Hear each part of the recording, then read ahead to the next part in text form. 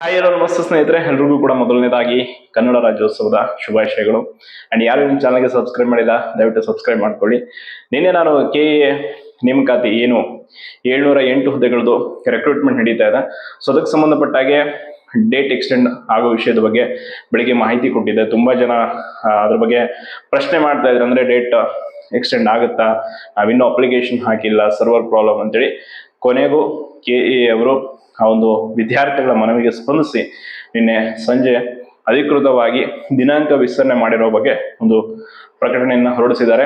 ಇದೇ ತಿಂಗಳ 14ನೇ ತಾರೀಕುವರೆಗೂ ಕೂಡ ನೀವು ಅಪ್ಲಿಕೇಶನ್ ಅನ್ನ ಹಾಕ್ಬೋದು. ಅಂಡ್ 15ನೇ ತಾರೀಕು ಕೊನೆಯ ದಿನಾಂಕ ಇರುತ್ತೆ ನಿಮ್ಗೆ ಫೀಸ್ ಪಾವತಿ ಮಾಡೋದಕ್ಕೆ.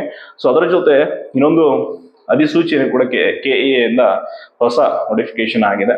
ಅದು ಕೇವಲ 33 ಹುದ್ದೆಗಳು, ಸಣ್ಣ ಕೈಗಾರಿಕೆ ನಿಗಮ ನಿಯಮಿತದ್ದು.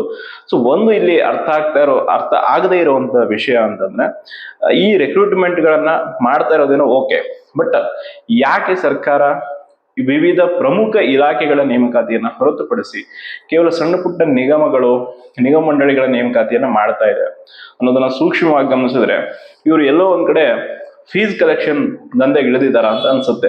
ಈಗ KA ನೇಮಕಾತಿಗೆ ಇರುವಂತದ್ದು 750 ರೂಪಾಯಿ ಅಪ್ಲಿಕೇಶನ್ ಫೀಸ್ ಒಬ್ಬ ಅಭ್ಯರ್ಥಿ. ಈಗ ಆಲ್ರೆಡಿ ಲಕ್ಷಾಂತರ ಜನ ಅಪ್ಲಿಕೇಶನ್ ಹಾಕ್ತಾ ಇರ್ತಾರೆ ಆಲ್ರೆಡಿ ಈಗಿರೋ ರೆಕ್ರೂಟ್ಮೆಂಟ್ಗೆ. ಅಪ್ಕಮಿಂಗ್ ಕೂಡ ಇನ್ನೊಂದು ನೋಟಿಫಿಕೇಶನ್ ಮಾಡಿದಾರೆ, ಅದಕ್ಕೂ ಕೂಡ ಹಾಕ್ತಾರೆ.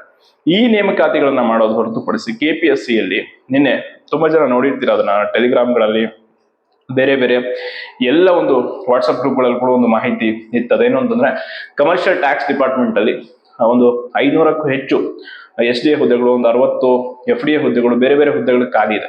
ಸೊ ಅಂತವು ಆಲ್ರೆಡಿ ಆರ್ಥಿಕ ಇಲಾಖೆಯಿಂದ ಅನುಮೋದನೆ ಸಿಕ್ಕಿದೆ. ಅವುಗಳನ್ನ ಯಾಕೆ ನೋಟಿಫಿಕೇಶನ್ ಮಾಡಿಸ್ತಾ ಇಲ್ಲ? ಅಂಡ್ ಪೊಲೀಸ್ ಇಲಾಖೆ ಗೃಹ ಸಚಿವರು, ನಿಜಕ್ಕೂ ಗೃಹ ಸಚಿವರಿಗೆ ವಿದ್ಯಾರ್ಥಿಗಳ ಮುಂದೆ ಬಂದು ನಿಂತ್ಕೊಂಡು ಮಾತಾಡುವಂತ ಮರ್ಯಾದೆ ಕೂಡ ಉಳಿಸ್ಕೊಂಡಿಲ್ಲ. ಅವ್ರು 2 ದಿನದಲ್ಲಿ PC ನೋಟಿಫಿಕೇಶನ್ ಅಂತ ಹೇಳಿದವ್ರು 2 ದಿನ ಅಲ್ಲ, ತಿರುಗಿ ಮತ್ತೆ ವಾರನ ಕಳೆದೋಯ್ತು, ಇನ್ನೂ ನೋಟಿಫಿಕೇಶನ್ ಬಗ್ಗೆ ಮಾತಿಲ್ಲ. ಈ ರೀತಿಯಾದಂತ ಬೇಜವಾಬ್ದಾರಿತನದ ಹೇಳಿಕೆಗಳನ್ನ ಕೊಡೋ ಬದಲು ಸ್ಪಷ್ಟವಾಗಿ ಯಾವತ್ತು ನೋಟಿಫಿಕೇಶನ್ ಮಾಡ್ತೀವಿ ಅಂತ ಹೇಳಿದ್ರೆ ವಿದ್ಯಾರ್ಥಿಗಳ ಮುಂದೆ ಒಂದು ಸಣ್ಣ ಮರ್ಯಾದೆನಾದ್ರೂ ಸಚಿವರು. ಅಂಡ್ ಶಿಕ್ಷಣ ಸಚಿವರು ಕೂಡ ಹಂಗೆ ಪ್ರತಿ ಬಾರಿ ಕೂಡ ನೇಮಕಾತಿ ವಿಚಾರ ಬಂದಾಗೆಲ್ಲ ಏನಾದ್ರು ಒಂದು ಸುಳ್ಳು ಹೇಳಿಕೆಗಳನ್ನ, ಸ್ಟೇಟ್ಮೆಂಟ್ ಗಳನ್ನ ಪತ್ರಿಕೆ ಅವರಿಗೆ ನೀಡೋದು. ಅಂಡ್ ಈ ಪತ್ರಿಕೆ ಮತ್ತು ಮಾಧ್ಯಮದವರು ಕೂಡ ಹಂಗೆ ಇದ್ದಾರೆ. ಅವರು ಸುಳ್ಳು ಹೇಳಿಕೆಗಳನ್ನ ಕೊಟ್ಟಿದ್ದೆಲ್ಲ ಪ್ರಕಟ ಮಾಡಿ ವಿದ್ಯಾರ್ಥಿಗಳನ್ನ ಕ್ಷಣಿಕ ಖುಷಿ ಪಡಿಸೋ ಕೆಲಸವನ್ನ ಮಾಡ್ತಾ ಇದ್ದಾರೆ. ಸೊ ಇದೆಲ್ಲ ಆಗಬಾರ್ದು, ರೆಕ್ರೂಟ್ಮೆಂಟ್ ಸ್ಟಾರ್ಟ್ ಆಗ್ಬೇಕು. ಅಂಡ್ ಇನ್ನೊಂದು ಇವತ್ತು ಪತ್ರಿಕೆಯಲ್ಲಿ ನೋಡಿರ್ತೀರ ಬೆಳಿಗ್ಗೆ, ಏನು ಅಂತಂದ್ರೆ, ಈ ಒಳ ಮೀಸಲಾತಿ ಸುಗ್ರೀವಾಜ್ಞೆಯನ್ನು ಹೊರಡಿಸೋದಕ್ಕೆ ಸಂಬಂಧಪಟ್ಟಾಗಿ ಇನ್ನು ಸಚಿವರ ನಡುವೆನೆ ಸಮ್ಮತ ಇಲ್ವಂತ. ಅಂದ್ರೆ ಇಷ್ಟು ದಿನ ಇವರು 1 ವರ್ಷ ಒಳ ಮೀಸಲಾತಿ ಅಂತ ವಿಚಾರವನ್ನು ಇಟ್ಕೊಂಡು ನೇಮಕಾತಿಗಳನ್ನ ನಿಲ್ಸಿದ್ ಯಾಕೆ? ಇವರು ಸಮ್ಮತ ಇಲ್ಲ ಅಂದ್ರೆ ಸಮ್ಮತ ಇದ್ದಾಗ ಮಾಡ್ಕೋಬೇಕು. ಫಸ್ಟ್ ರೆಕ್ರೂಟ್ಮೆಂಟ್ ಗಳನ್ನ ಮಾಡಿ ಮುಗಿಸ್ಬೇಕು, ಆಮೇಲೆ ಇವ್ರ ಸಮ್ಮತ ಭಿನ್ನಮತ ಎಲ್ಲಾನು ಸರಿಯಾಗಿ ಮಾಡ್ಕೊಂಡ್ರಾಯ್ತು. ಹಿಂಗೆ ಮುಂದುವರ್ಕೊಂಡು ಹೋದ್ರೆ ಆಲ್ರೆಡಿ ಒಂದು ಹೋರಾಟನ ಆಗಿದೆ, ತಾಳ್ಮೆಯಿಂದ ಎಲ್ಲರೂ ಕಾದಿದ್ದು ಆಗಿದೆ. ಎಲ್ಲಿವರೆಗೂ ಕಾಯ್ತಾರೆ? ಈಗ ನವೆಂಬರ್ ತಿಂಗಳು ಬಂತು, ಡಿಸೆಂಬರ್ ಬಂತು, ಇನ್ನೊಂದ್ 2 ತಿಂಗಳು ನೋಡ್ತಾರೆ. ಆಮೇಲೆ ಪಕ್ಕ ಎಲ್ಲರೂ ದೊಡ್ಡ ಮಟ್ಟದಲ್ಲಿ ಬೀದಿಗಿಳಿದು ಯಾರು ಬೇಡ ಅಂದ್ರೂ ಕೇಳೋದು. ಸ್ಟೂಡೆಂಟ್ಸ್ ಸರ್ಕಾರದ ಒಂದು ವಿರುದ್ಧ ದೊಡ್ಡ ದಂಗೆಯನ್ನು ಹೇಳೋದಂತೂ ಸತ್ಯ. ಯಾಕೆ ಅಂತಂದ್ರೆ, ಪ್ರತಿ ಬಾರಿ ಕೂಡ ಇವರು ಹೇಳುವಂತ ಹೇಳಿಕೆಗಳನ್ನು ನಂಬ್ಕೊಂಡು ಸುಮ್ಮನೆ ಆಗ್ತಾ ಇದಾರೆ ಹೊರತು, ಓಕೆ ನೋಟಿಫಿಕೇಶನ್ ಮಾಡ್ತಾರೆ ಸುಮ್ಮನೆ ನಾಮಕಾವಸ್ಥೆ. KA ಇಂದ ಯಾವ್ದೋ ರೆಕ್ರೂಟ್ಮೆಂಟ್ ಗಳನ್ನ ಮಾಡಿಸೋದು, ಆ ನಿಗಮ ಮಂಡಳಿ ನೇಮಕಾತಿಗಳಿದೆಯಲ್ಲ, ನಿಮ್ ಕೈ ಮುಗಿದು ಬೇಡ್ಕೊಳ್ತೀವಿ, ಅವನ್ನ ಮಾಡೋ ಹಾಗಿದ್ರೆ ನೀವು ಕರೆಕ್ಟ್ ಆಗಿ ಮುಗಿಸಿ. ಈ ಹಿಂದೆ 670 ಹುದ್ದೆಗಳದೊಂದು ವಿವಿಧ ಇಲಾಖೆ, ವಿವಿಧ ನಿಗಮ ಮಂಡಳಿಗಳ ನೇಮಕಾತಿ ಮಾಡಿದೆ. ಅದರಲ್ಲಿ ಇನ್ನೂ ಕೆಲವು ಡಾಕ್ಯುಮೆಂಟ್ ವೆರಿಫಿಕೇಶನ್ ಕೂಡ ಆಗಿದೆ. 3-4 ವರ್ಷ. ಈ ರೀತಿ 4 ವರ್ಷ ನೀವು ರೆಕ್ರೂಟ್ಮೆಂಟ್ ನ ಮಾಡೋಕೆ ನಾವು 750 ರೂಪಾಯಿ ಫೀಸ್ ಕಟ್ಟಿ ಬೇರೆ ಬೇರೆ ಕಡೆ ಹೋಗಿ ಎಕ್ಸಾಮ್ ಬರೆಯೋ ಅವಶ್ಯಕತೆ ಇದೆಯಾ? ಆಸ್ಪಿರೆಂಟ್ಸ್ ಗಳು ಒಂದು ಅಪ್ಲಿಕೇಶನ್ ಹಾಕೋಕೆ ಎಷ್ಟು ಸ್ಟ್ರಗಲ್ ಮಾಡ್ತಾ ಇದಾರೆ ಅಂದ್ರೆ, ಒಬ್ಬೊಬ್ರು 4-5 ದಿನ ಸಮಸ್ಯೆ ಆಗ್ತಾ ಇದೆ ಒಂದು ಅಪ್ಲಿಕೇಶನ್ ಹಾಕೋದಕ್ಕೆ. ಅಷ್ಟು ಸರ್ವರ್ ಸಮಸ್ಯೆ. ಕಡೆಗೂ ಡೇಟ್ ಎಕ್ಸ್ಟೆಂಡ್ ಮಾಡಿದ್ದಾರೆ, ಬಟ್ ಇನ್ನೂ ಎಡಿಟ್ ಆಪ್ಷನ್ ಕೊಟ್ಟಿಲ್ಲ. ಅದನ್ನಿನ್ನು ಯಾವಾಗ ಕೊಡ್ತಾರೋ ಏನೋ, ಅದು ಅವ್ರಿಗೆ ಗೊತ್ತು. ಅಂಡ್ ಪ್ರತಿ ಬಾರಿ ಕೂಡ ಸರ್ವರ್ ಸಮಸ್ಯೆ ಆಗಿರ್ಬೋದು, ಮೊದಲಾದ ಸಮಸ್ಯೆ ಆದ್ರೆ ಅಪ್ಲಿಕೇಶನ್ ಹಾಕೋದು ಯಾಕೆ? ಕರೆಕ್ಟ್ ಆಗಿ ಸರ್ವರ್ ಸಮಸ್ಯೆಯನ್ನು ಸರಿಪಡಿಸಿ, ಇಲ್ಲ ಪರೀಕ್ಷಾ ಶುಲ್ಕವನ್ನ ಕಮ್ಮಿ ಮಾಡಿ.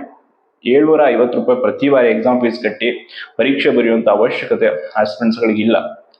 ಅಂಡ್ ಎಸ್ಪೆಷಲಿ ನೀವು ಬಿಡುವಂತ 33-34 ಹುದ್ದೆಗಳಿಗೆ ಅಷ್ಟು ಎಕ್ಸಾಮ್ ಫೀಸ್ ಕಟ್ಟಿ ಪರೀಕ್ಷೆ ಬರೆಯುವಂಥದ್ದು ಏನು ನೀಡಿದೆ? ಈಗ ಸದ್ಯದ ಪರಿಸ್ಥಿತಿಯಲ್ಲಿ ಪ್ರಮುಖ ನೋಟಿಫಿಕೇಶನ್ ಆಗ್ಬೇಕಾಗಿದೆ. ಶಿಕ್ಷಕರ ನೇಮಕಾತಿ, ಪೊಲೀಸ್ ನೇಮಕಾತಿ, KPSC ಹಲವಾರು ESI, excise sub inspector, excise guard, and ಅವ್ರ ಜೊತೆ commercial tax department, SD, FI ಎಷ್ಟೋ ಹುದ್ದೆಗಳಿದೆ. ಅದನ್ನ ಬಿಡಿ, ಫಸ್ಟ್ ಅದನ್ನ ರೆಕ್ರೂಟ್ಮೆಂಟ್ ಮಾಡಿಸಿ. ಅದ್ರ ಜೊತೆ ಇನ್ನು ನೀವು ಮೀಸಲಾತಿ ವಿಚಾರದಲ್ಲೂ ಕೂಡ ಗೊಂದಲದಲ್ಲೇ ಇದ್ದೀರಾ. ಈಗ ಇಷ್ಟು ದಿನ ಸುಮ್ಮನಿದ್ದವ್ರು ಈಗ ಅಲೆಮಾರಿ ಸಮುದಾಯಕ್ಕೆ 1% ಕೊಟ್ಟಿದ್ರೆ ಇದನ್ನೇ ನೀವು ಮುಂಚೆನೆ ಕೊಟ್ಟು ಬಿಟ್ಟಿದ್ರೆ ಕರೆಕ್ಟ್ ಆಗಿ ಇಷ್ಟೊತ್ತಿಗೆ ರೋಸ್ಟರ್ ರೆಡಿ ಆಗ್ತಿತ್ತ. ಈಗ ಮತ್ತೆ ರೋಸ್ಟರ್ ತಿದ್ದುಪಡಿ ಮಾಡ್ಬೇಕು, ನಾವು ಅದು ಮಾಡ್ಬೇಕು. ಒಟ್ಟಾರೆ ಇವರ ಉದ್ದೇಶ ಇಷ್ಟೇ, ಹೆಂಗಾದ್ರೂ ಮಾಡಿ ನೇಮಕಾತಿಗಳು ಒಟ್ಟಲ್ಲಿ ಎಲ್ಲ ವಿಷಯಗಳನ್ನ ವಿಳಂಬ ಮಾಡ್ತಾ ಒಟ್ಟು ಇವ್ರ ಸರ್ಕಾರ ಇರೋರ್ಗು ತಳ್ಕೊಂಡು ಹೋಗಿ ಕೈ ಬಿಡೋದು ಅನ್ನೋದು ಇವ್ರ ಉದ್ದೇಶ ಇರೋ ರೀತಿ ಕಾಣ್ತಾ ಇದೆ. ಇವ್ರು ತಮ್ಮ ಕುರ್ಚಿಗಳನ್ನ ಉಳಿಸ್ಕೊಳ್ಳೋದಕ್ಕೆ ಯಾರು CM ಆಗ್ಬೇಕು, ಯಾರು ಸಚಿವರಾಗ್ಬೇಕು ಅನ್ನೋದಕ್ಕೆ ಹೊಡೆದಾಡ್ತಿದಾರೆ ಹೊರತು ಯಾರು ರಾಜ್ಯದ ಸಮಸ್ಯೆಗಳೇನು, ನಿರುದ್ಯೋಗಿ ಯುವಕರ ಪಾಡೇನು ಅನ್ನೋದು ಯಾರು ಯೋಚಿಸ್ತಾ ಇಲ್ಲ. ಅಲ್ಟಿಮೇಟ್ಲಿ ಇವರು ತಮ್ಮ ಸ್ವಾರ್ಥ ಸಾಧನೆಗೆ ಮಾತ್ರ ಅಧಿಕಾರದ ಚುಕ್ಕಾಣಿ ಹಿಡಿದಿದ್ದಾರೆ ಅನ್ನೋದು ಸ್ಪಷ್ಟವಾಗ್ತಾ ಇದೆ. ಅಂಡ್ ಇವರ ಈ ಸ್ವಾರ್ಥದ ಕೆಲಸಕ್ಕೆ ಮುಂದಿನ ಚುನಾವಣೆಯಲ್ಲಿ ತಕ್ಕ ಪಾಠವನ್ನ ಯುವಜನತೆ ಕಲಿಸ್ತಾರೆ, ಅದರಲ್ಲಿ ಡೌಟೇ ಇಲ್ಲ. ಅಂಡ್ ಶೋರ್, ಎಲ್ಲಿವರೆಗೂ ನೀವು KPSC ಅಂಡ್ PC PSI ಬೇರೆ ನೋಟಿಫಿಕೇಶನ್ ಮಾಡಲ್ವೋ ಅಲ್ಲಿವರೆಗೂ ನೀವು ಬೇರೆ ಯಾವುದೇ ಎಷ್ಟೇ ನೋಟಿಫಿಕೇಶನ್ಗಳು ಮಾಡಿದ್ರು ಅದಕ್ಕೆ ಅರ್ಥ ಇರೋದಿಲ್ಲ. ಅಂಡ್ ಎಲ್ಲದಕ್ಕೂ ಕಾನೂನು ತೊಡಕುಗಳಾಗೋ ರೀತಿ ಏನೇನೋ ರೋಸ್ಟರ್ಗಳು ಮಾಡಿ ಯಾವುದೋ ರೀತಿಯಾಗಿ ಬಿಡುವಂಥದ್ದು ಕೂಡ ಸಲ್ಲದು. ಅಂಡ್ ಆ ವಿಷಯದಲ್ಲಿ ಸ್ಪಷ್ಟವಾದ ನಿರ್ಧಾರ ಸರ್ಕಾರದಿಂದ ಆಗಬೇಕು ಅಂತ ಹೇಳ್ತಾ ಧನ್ಯವಾದಗಳು.